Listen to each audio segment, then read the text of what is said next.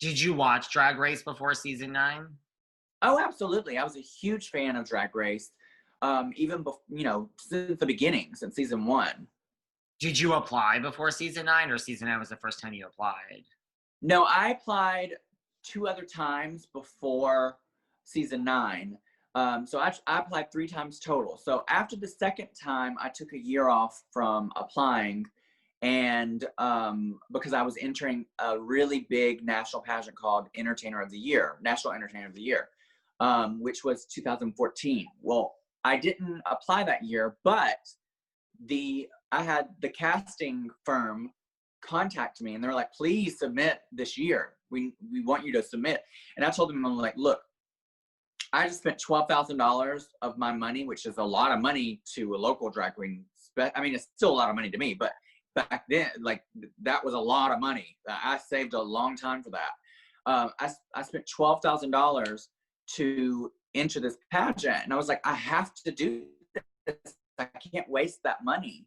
And so I ended up not auditioning, and that was the year that I won National Entertainer of the Year. Alyssa Edwards was my first runner-up, and Eureka was my second runner-up.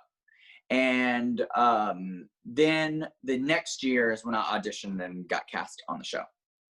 Do they give you feedback, like, when you don't get it, like the year you didn't get it? Like, do they say, this is what you should work on, or it's just like, you didn't get it, that's it? No, the 2 times before, I never got a call, an email, nothing letting me know anything. It was literally, I auditioned and that was it, girl. But you must have known, like, when you then auditioned for season 9, like, if you already got a call, like, that's a pretty good sign. Yeah, I was actually really excited that I got the first call, because I try not to get my hopes up, though, because I know that they call a lot of girls, for the first stages of it.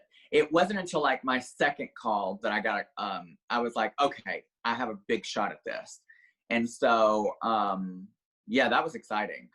So, I mean, is Drag Race now, like, the gold standard? Like, and why wouldn't, like, everybody, I mean, this just is my own lack of knowledge, but, like, why wouldn't, like, everybody want to be on Drag Race?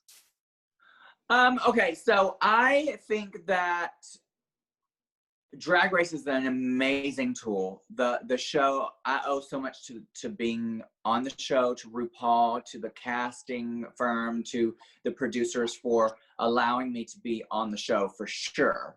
I think it's an injustice to drag artists everywhere if we only make Drag Race the go-to for drag artists. There's got to be other goals for people, because not everyone's going to make it onto that show. And as of right now, the show's not open to ab-fab artists.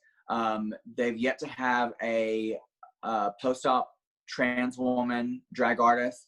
They've yet to open it up to drag kings. So there's a lot of drag artists, bearded queens on the American versions. They've had it in other ones, but there's a lot of drag artists that just haven't had that opportunity. And so I think it's an injustice to label drag race as the beacon of drag.